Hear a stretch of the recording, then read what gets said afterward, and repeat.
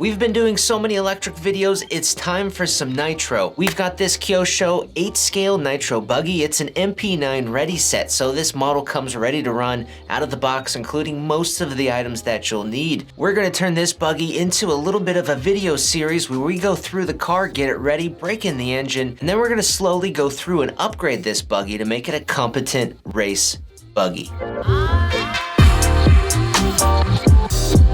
So this is a fresh, brand new buggy. It's never been driven. The engine isn't broken in, but it is a few years older. Kyosho has the TKI4 ReadySet, I believe it is. That's a newer model. It has a different paint scheme and it has the various upgrades to match the latest competition Nitro Buggy kit. But this particular car, there isn't anything wrong with it, so we're gonna use it for these videos. So a quick backstory on this buggy. We had a customer call us up a couple years ago who had an issue with his ReadySet transmitter and receiver.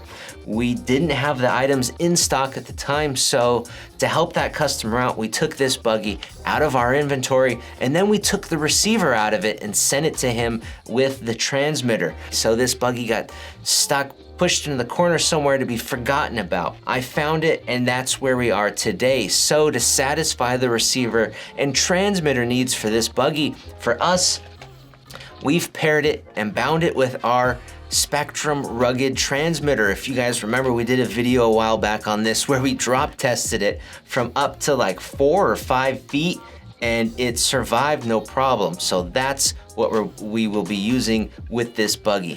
So to get this buggy started, there's a few things that we're gonna wanna do. We're gonna need a receiver battery pack. We're gonna wanna deal with the air filter, which has no oil on it. We're also gonna go through the buggy and check any screws that go into metal points and ensure they have Loctite, and if they don't, we'll be adding some.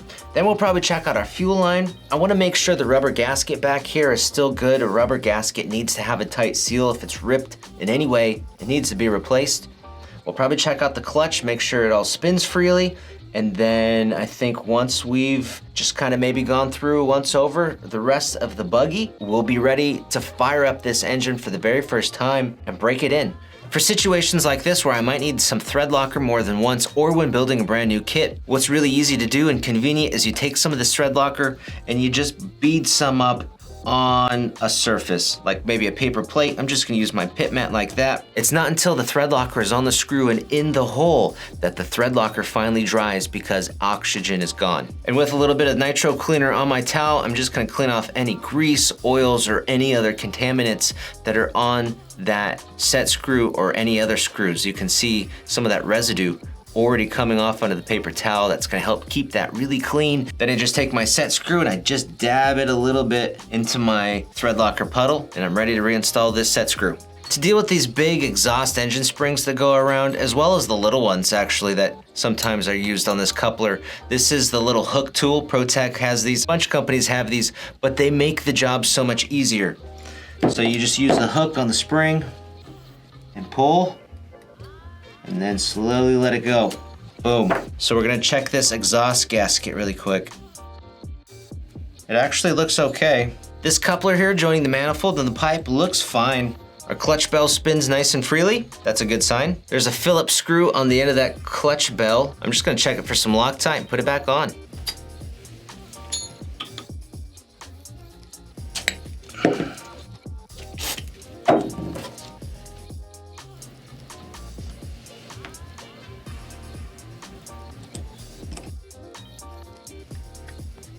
Ugh. Oh, wow. These are the ProTech shock shaft pliers.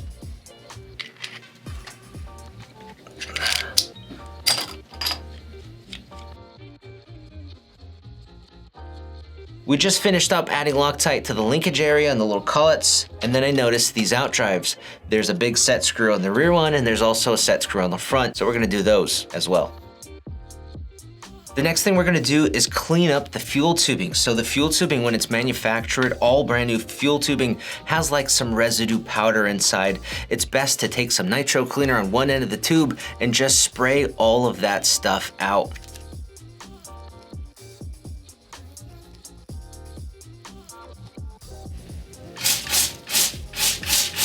There's one last thing I want to do before we reinstall this engine, and I'm going to change out this air filter with these ProTech pre-oiled air filters for the Kyosho. Quick tip on these air filters that come pre-oiled, they have too much oil on them out of the package. Okay, so basically I'm just gonna wrap it up in a towel a couple times, and I'm gonna just start smushing it.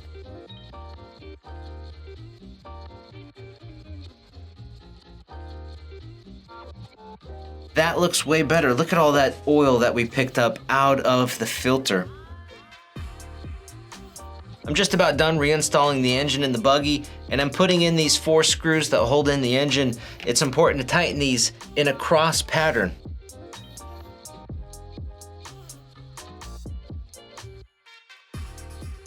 Boom. Okay, we have the engine back in the car. Everything is buttoned up. We added Loctite where we needed it. We checked the gasket, it looks good. We've got a fresh air filter on here. We checked the flywheel. Or mainly the clutch bell, I mean. So the car is pretty dang close to getting done.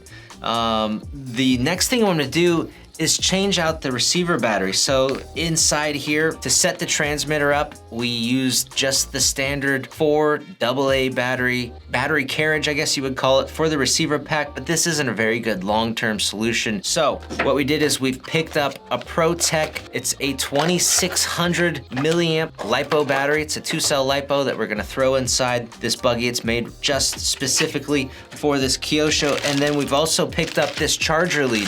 These are really sweet. So the way this balanced charge lead works is you plug the bullets and the balance in your charger, and then you can charge your receiver battery right off this balance port.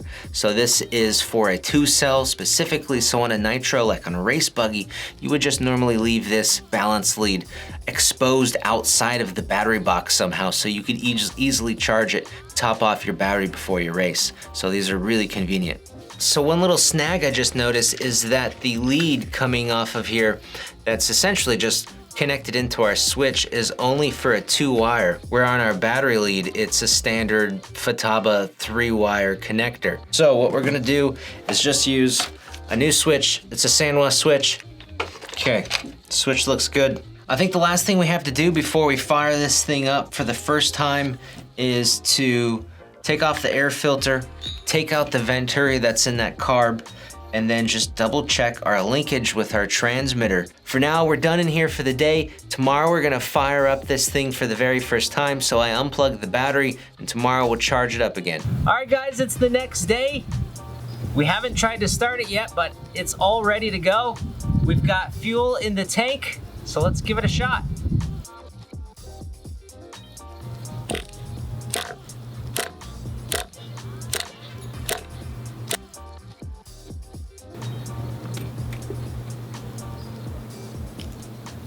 Huh. Why did we make this video?